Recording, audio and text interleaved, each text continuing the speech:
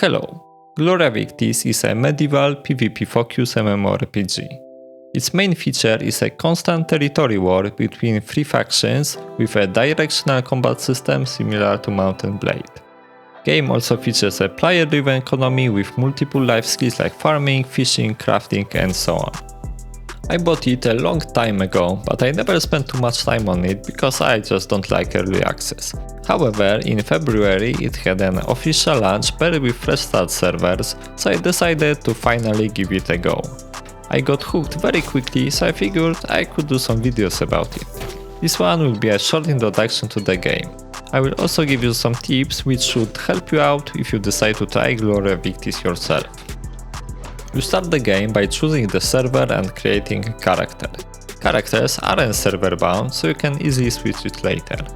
The most important choice is your nation. All your characters have to be in the same nation and opportunities to change it are very limited.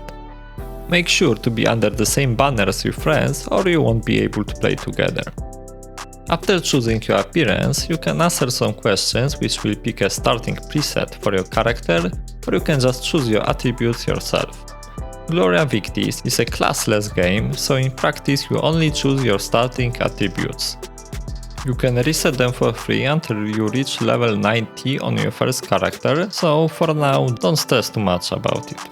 When you load into the game, you will be presented with a starter questline. It will introduce you to some game systems and level you up to around level 50. To be honest, the questline is rather boring and it serves mostly as a basic tutorial, so you can just click through everything to finish it as quickly as possible. Going through the questline should take you a few hours, and when you are done with it, the game will encourage you to take part in some PvP activities. At this point, you can do whatever you want. There is open world PvP, gathering, farming, crafting, fishing, and some PvE events. You can also support your nation by upgrading castles or queue up for 1v1 arena. There are also announcement boards where you can find some repeatable quests and player guilds which you can join. All of these activities can make you some coin and will reward you with decent experience. Personally, I did a bit of everything and I leveled up to almost maximum level without any problems. Nevertheless, I think that there are some important systems which aren't very well explained in the beginning, so let me go through them quickly. The first important thing I wanted to mention is a food system. It provides a buff which gets stronger when you eat high quality food. It's best to eat well from the beginning because you won't have to fix your diet later on. The second thing are wild horses which you can tame to get a mount. You should encounter some of them while going through the main storyline. After you get a horse, you will probably notice that it handles pretty badly. To fix that, you have to level it up and upgrade its attributes. You do it at stables which you can find in the most cities. Also, if you lose track of your mount, you can always summon it. The default keybind is T. And the last thing is a fast travel. You can teleport to the nodes belonging to your faction at the logistician NPC. Know that it can get quite costly if you overuse it, and it's more expensive the more nodes you jump. You can also teleport around the home island of your faction.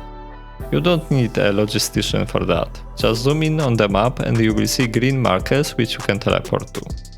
Alright, I mentioned that there is a lot to do in Gloria Victis, but I don't want to dive deep into all of the systems in this video. However, I think that's important to give you an idea on how to find some PvP, as it's a core feature of the game. Also, don't wait for the max level. Gloria Victis is mostly skill based, so gear and level advantage isn't that high. I started from level 50 in green gear and I did okay. So how do you find some action? You either queue up for the 1v1 arena or just find some fights on the map. Arena provides a lot of experience and if you win you also get 2 silver coins, which is a hefty amount in the beginning. However, let's be honest, you won't win too many duels as a new player, so going out into the map might be a better idea. Nodes under attack are marked. However, it's hard to tell if it's just a few random people swinging at the door or if it's a full-blown attack. In my experience, it's best to either follow the chat or public parties. Most of the time someone creates a public party during the siege and you can easily join it to check where is everyone. Of course, you can also go solo and try to capture some smaller nodes like farms or mines. You just have to kill the guarding NPCs, break the door of the bastion and capture the flag. From time to time there is also a siege event generated by the game. It chooses a random node to fight over for the bonus rewards. You can teleport to it for free, so it might be the easiest way to find a fight.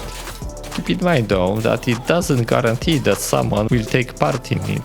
Sometimes nobody cares and it finishes after a few minutes because of lack of participants. I should also mention that Gloria Victis has some loot zones. In short, you can get looted in the area in the middle of the map. Also, it's not full loot. They can take only a few items, so it's not that bad. There are also one-sided loot zones in some areas, but I don't want to dive into this. You always have an indicator in which type of zone you are, so you should not be caught by the surprise.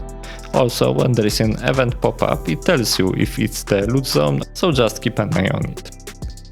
Alright, to sum this up, I strongly believe that Gloria Victis is totally worth the money. It's easy to get into and fights are fun, especially with the voice comms.